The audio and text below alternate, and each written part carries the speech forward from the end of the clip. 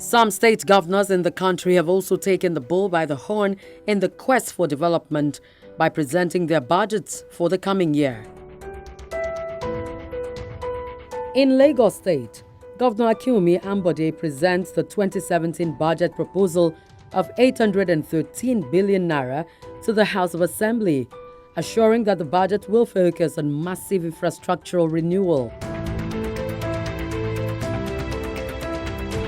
The governor christens the budget as the Golden Jubilee budget as it coincides with the state's 50th anniversary. The budget represents a capital recurrent ratio of 63% to 37%.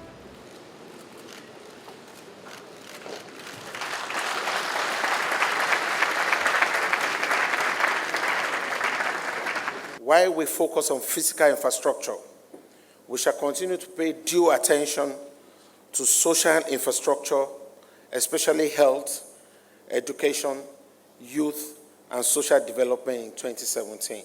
A key focus of the budget for 2017 is road construction, rehabilitation, and maintenance. Our government will focus on roads that will open up the hinterlands, improve connectivity in the state, and reduce travel time.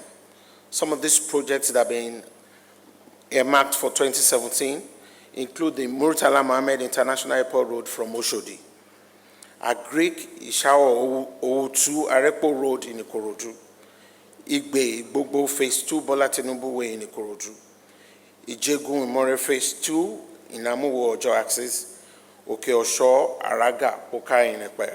We have maintained a conservative approach in estimating our federal allocation due to falling oil prices. That was just about $41.98 per barrel as at the time we finalized this budget. However, the state expects an increase in federal allocation through the 13% derivation from oil and gas in 2017.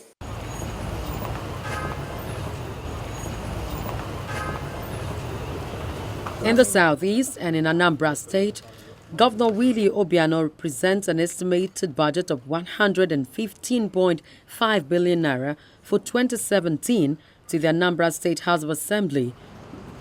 Presenting the address of the budget entitled Budget for Economic Recovery and Inclusive Growth, the governor says that the budget represents a 15% increase from the 2016 fiscal year budget of 101.4 billion naira. Capital expenditure and recurrent expenditure take a large share of 58.9 billion naira and 56.6 billion naira accordingly. Road construction and rehabilitation at 24 billion will account for a significant proportion of the planned capital expenditure of 2017. I will be focused on the completion of ongoing road contracts awarded by last and current administrations in line with our continuity promise to Anambra and our economic blueprint. Agriculture and related sectors. In agriculture, we are aiming to become a top 3 producer of rice, maize, and cassava in Nigeria.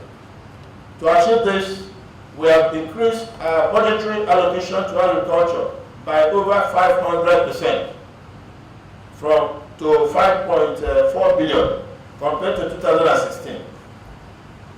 We are making strategic investments to improve rice production in Anambra State to ensure that we reach and surpass local consumption capacity of 320,000 metric tons. Is hereby to present 2017 budget to the State House of Assembly member. For Ekiti State Governor in the southwest, Governor Ayodele Fayose christens the appropriation a budget of higher heights, with 55 billion naira as its recurrent expenditure and 38 billion naira as capital expenditure.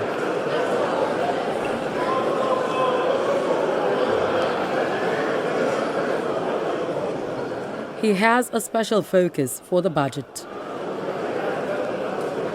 Our budget, as a result of inflation and exchange rates and other issues, this year's budget is estimated 93 billion 4 3,199,143 naira 40 kobo.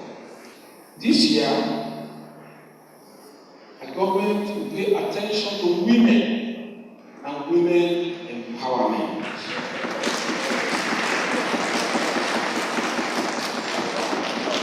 This government will give very special attention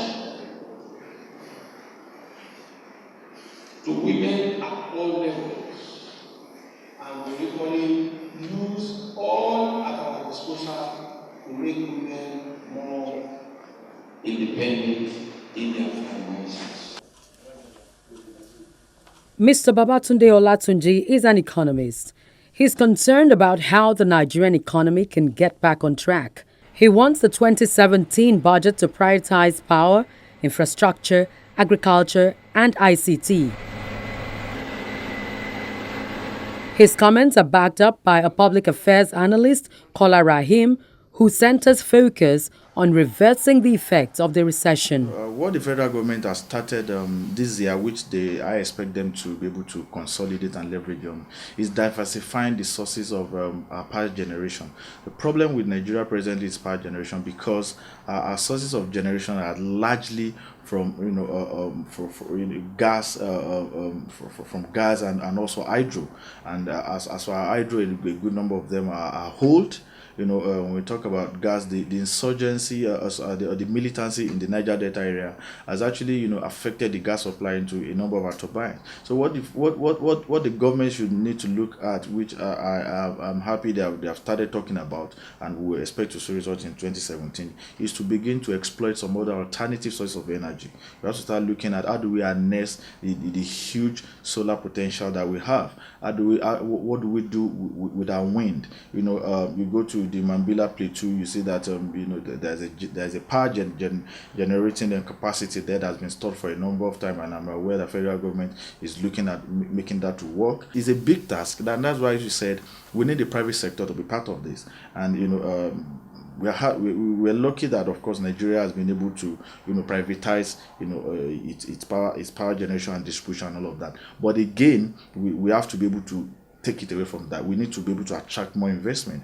We need to ensure that those who are the new owners of some of these power-related companies live up to their responsibility. People have given this government enough goodwill. The problem we have is that the government has wasted the goodwill. But in order to get back, for instance, now, government asks people to go and apply for a job, empower job. Millions of people applied. So, what else do you want from Nigerians?